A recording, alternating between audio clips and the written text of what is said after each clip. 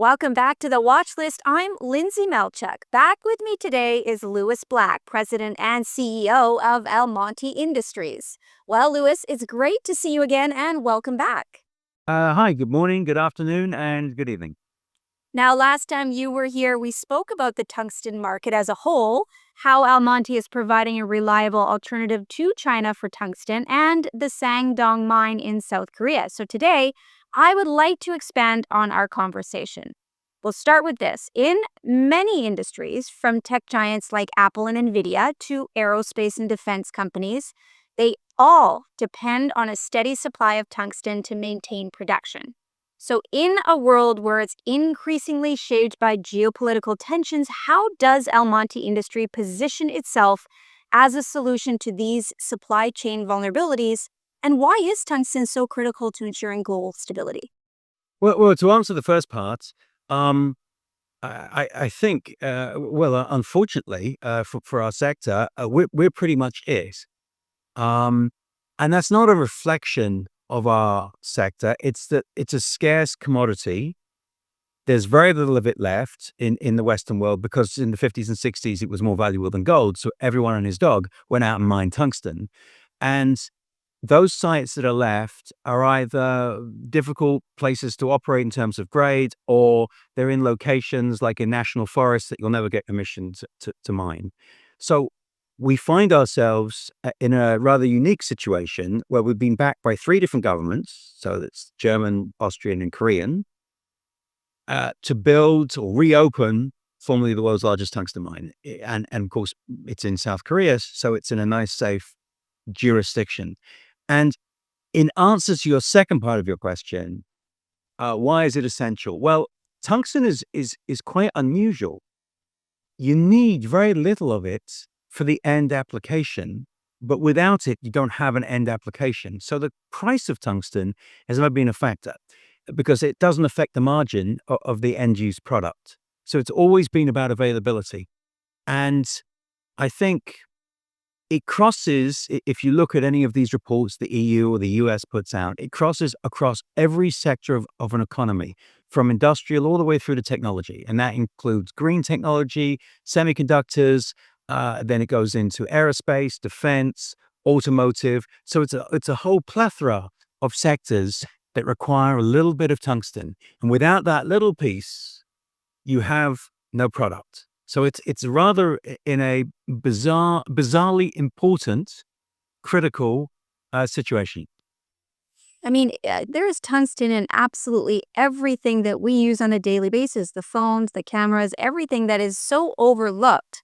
And that is such a key aspect that, investors should see is that, yeah, you're right. There it just takes a little bit, but the end use of that is on a daily scale is huge. So thank you for explaining that. And now let's move to this next one.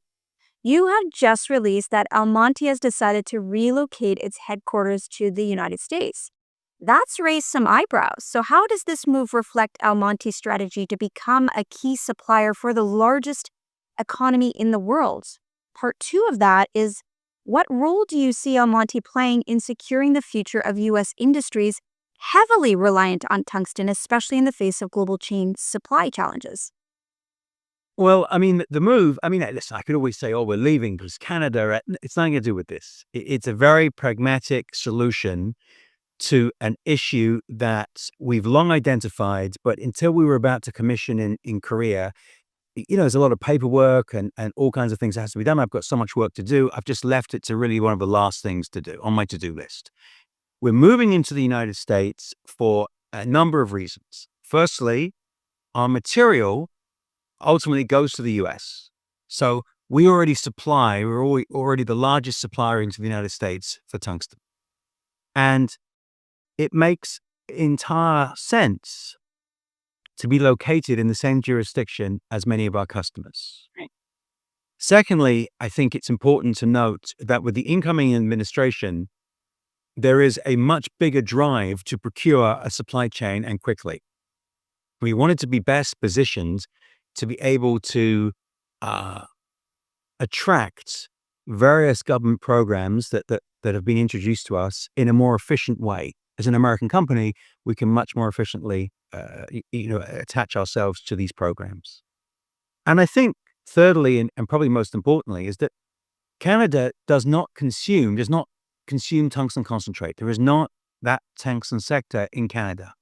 There's only a tungsten consuming community in the United States, the EU, Japan, and South Korea. And so if we had to pick a jurisdiction, we're already in Korea, we're already in the EU, Japan predominantly does most of its downstreaming in the United States. It made sense for us to be in the place where the action is. And especially with the new DoD rules coming in from January 1, 2027, where you can no longer apply for a government defense contract with Iranian, North Korean, Chinese, or Russian tungsten, which pretty much sort of leaves us. So I thought it was just better if we finally sort of transitioned into it. We're still keeping our Canadian listing and our Australian listings. So don't worry, TSX, you're still getting your fees. That's still there. Now, don't discount it. You can keep flicking through the boat catalog. But I think from a domiciled position, it made sense to be in the US. And let's see what interest we get from the wider investing community in the United States.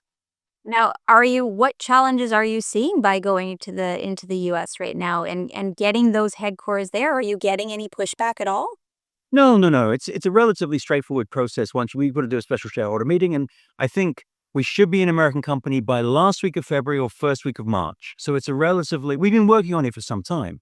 It's a sort of a lawyer's dream of paperwork, unfortunately. That's why they're always so happy, lawyers. I think what we're going to see is a lot more visibility in the US market as a company, which hopefully will drive even more liquidity into our already quite liquid stock. For a junior miner, we have great liquidity already on the TSX. I think this is going to add to that significantly. So let's flip over, and with the Sangdong mine set to become the largest tungsten producer outside China, outside Russia, Almonty is poised to redefine the global tungsten market. So how does this project enhance Almonty's dominant market position, and what unique opportunities does it present for investors looking to capitalize on the growing demand for a strategic resource in a geopolitically uncertain landscape? Well, I think we're going to see a lot of companies that have successfully procured tungsten from China for many, many years. And I think they've always taken the view that with new rules coming in, I think they've always felt, well, yes, but I've been buying for 25 years from China, so it doesn't mean me. But the difference this time is that this is a government decision in China to restrict exports of tungsten products to dual-use companies. And to be honest, pretty much every tungsten consumer is dual use, because even if you just manufacture, I don't know, parts for armored vehicles, a brake part, which is like a nothing innocuous part, it would still disqualify you from being able to buy from China. And China can use this to very much restrict the exports if they so choose to. So what we find ourselves in is in a very unusual situation where we have already about to open one of the largest projects ever in tungsten, in a scarce market with a supply squeeze, with an increasing, we believe, a reducing interest rate. So we're going to see automotive come back online, and a much larger focus on defense, which is really where this is going over the next at least 4 years. But I just saw bankers this morning, and they were saying they see this as a decade-long pursuit, that this friction between the two superpowers is going to be very much prevalent. So I think, as an investor in this, and I'm one of the largest investors in this company, we have proven that sometimes being extraordinarily lucky, right time, right place, can really pay dividends. All right. Well, Louis, as always, you are a wealth of knowledge, and I'm sure we could continue this conversation for even longer, but that is all the time we have for today. So thank you again for joining me. Come back soon. Thanks very much. See you soon. Again, that was Louis Black, President and CEO of Almonty Industries. Their website is almonty.com for even more useful information. And to keep up to date on Almonty and for all of your market news, head to stockhouse.com. I'm Lindsay Melchuk. We'll see you next time.